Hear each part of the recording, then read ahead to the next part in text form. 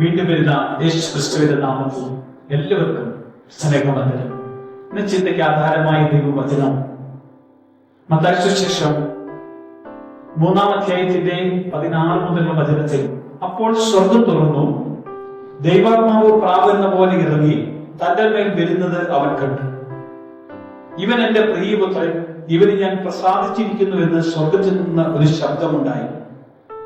യേശു ക്രിസ്തുവിൽ പരിശുദ്ധാത്മാവിലുള്ള വലിയൊരു നിറവിലേക്ക് യേശു വന്ന് ആത്മാവ് യേശുവിനെ മരുഭൂമിയിലേക്ക് നയിക്കുന്നതാണ് 4-ാം അധ്യായത്തിൽ നമുക്ക് കാണാൻ കഴിയുന്നത്. അനന്തരം പിശാചിനാൽ പരീക്ഷിക്കപ്പെടുവാൻ യേശുവിനെ ആത്മാവും മരുഭൂമിയിലേക്ക് നടത്തി. യേശു മരുഭൂമിയിലേക്കുള്ള യാത്ര പിശാചിനാലുള്ള ഒരു പരീക്ഷയിലേക്കാണ് കടന്നു പോകാൻ ഇടവന്നത്.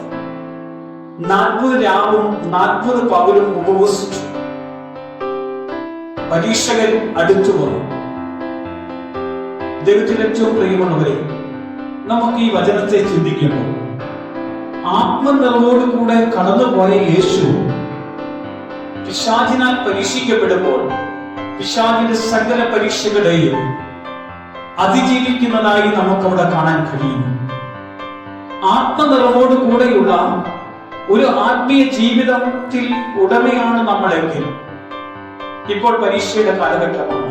പരീക്ഷയുടെ കാലഘട്ടത്തിൽ പരീക്ഷയെ അതിജീവിക്കണമെങ്കിൽ, പരീക്ഷ എഴുതണമെങ്കിൽ, പരീക്ഷയിൽ നമുക്ക് ജയം കടന്നു വരണമെങ്കിൽ നന്നായി പ്രാർത്ഥിച്ച് ആത്മനിറവിലേക്ക് കടന്നു വരുന്ന ഒരു ദൈവമകൻ അവന്റെ പരീക്ഷയിൽ അവന് ഉന്നത വിജയത്തിലേക്ക് കടന്നു പോകാൻ ദൈവം ഇടയാക്കും.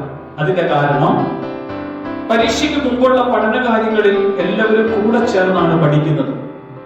പഠിക്കുമ്പോൾ എല്ലാവരും ചേർന്ന് നോക്കി അങ്ങോട്ടും ഇങ്ങോട്ടും സംസാരിച്ചും പറഞ്ഞും പഠിച്ച് കടന്നു പോകുമ്പോൾ പരീക്ഷാ ഹാളിലേക്ക് വരുമ്പോ പരീക്ഷാ ഹാളിൽ അവന്റെ ബെഞ്ചിൽ അവൻ എഴുതുന്ന ക്വസ്റ്റ്യൻ പേപ്പറും അവൻ എഴുതുന്ന ഉത്തരക്കടലാസും അവനെ നോക്കുന്ന ഒരു ടീച്ചർ മറ്റാരെയും ശ്രദ്ധിക്കാൻ കഴിയാത്ത വണ്ണം അവനെ ശ്രദ്ധിച്ചുകൊണ്ടിരിക്കും. അവൻ എന്ത് പഠിച്ചോ, അവൻ എന്താണ് അവന്റെ മനസ്സിലും അവന്റെ ജീവിതത്തിൽ ഉള്ളത്, അവൻ കണ്ടെത്തിയതും പഠിച്ചതുമല്ലാതെ ഒന്നും പേപ്പറായി രേഖപ്പെടുത്താൻ കഴിയില്ല. തനിച്ചായിരിക്കുന്ന ഒരവസ്ഥയാണ് പരീക്ഷ എന്ന് പറയുന്നത്. അതുകൊണ്ട് പരീക്ഷയിൽ നമ്മൾ കടന്നു പോകുമ്പോൾ, പരീക്ഷയ്ക്ക് മുമ്പുള്ള കാലഘട്ടമാണ് സ്റ്റഡി ലീവ്. അതിന് നന്നായി പഠിച്ചൊരുങ്ങി നന്നായി തയ്യാറായെങ്കിൽ മാത്രമേ പരീക്ഷയ്ക്ക് ജയം കണ്ടെത്താൻ കഴിയുള്ളൂ. ഇവിടെയും യേശു അങ്ങനെയാണ്. നന്നായി ആത്മ നിറഞ്ഞ് കടന്നു പോകുന്നത് കൊണ്ട് പരീക്ഷകൻ വന്നപ്പോൾ അവനെ പരാജയപ്പെടുത്തിയതുപോലെ പഠിക്കാൻ ഏൽപ്പിക്കുന്ന സമയത്ത് വിദ്യാർത്ഥികൾ നന്നായി പഠിച്ചു ഒരുങ്ങി പ്രാർത്ഥിച്ചും വേണം മുന്നോട്ട് പോകാൻ. എങ്കിൽ മാത്രമേ അവന്റെ പരീക്ഷയെ ജയിക്കാൻ കഴിയത്തുള്ളൂ, നന്നായി എഴുതുവാൻ പറ്റത്തുള്ളൂ. കാരണം ഈ പരീക്ഷാ കാലഘട്ടത്തെ ഓർത്താണ് പ്രാർത്ഥിക്കുന്നതെങ്കിൽ പഠിക്കുന്ന കുഞ്ഞുങ്ങളെല്ലാം യേശുവിന്റെ കരങ്ങളിൽ കൊടുക്കുന്നു. കർത്താവേ, അവരുടെ ബുദ്ധിയെ തുറന്നു കൊടുക്കണം. പരീക്ഷയിൽ അവർക്ക് നന്നായി പരീക്ഷ അറ്റൻഡ് ചെയ്യുവാൻ തന്നെ ഇപ്പൊ ധൈര്യവും ബലവും കൊടുക്കണം. പരീക്ഷ എന്ന് കേൾക്കുമ്പോൾ ഭയപ്പെടുന്ന കുഞ്ഞുങ്ങളുടെ മേൽ പരിശുദ്ധാത്മാവ് ഇപ്പോൾ ശക്തമായി കടന്നു ചെല്ലണം, അവരെ ബലപ്പെടുത്തണം. ഈ മെസ്സേജ് കേൾക്കുന്ന കുഞ്ഞുങ്ങളുടെ മനസ്സിൽ അവർക്കൊരു മാറ്റം വരണം. എന്റെ യേശു, എന്റെ കർത്താവ് എന്നെ പരീക്ഷയെ ജയിപ്പിക്കുന്ന ദൈവം. എനിക്ക് ഒട്ടും പഠിക്കാൻ കഴിയാത്ത കുഞ്ഞായിരുന്നു, എന്നാൽ എന്റെ യേശു എന്നെ പഠിപ്പിച്ചു.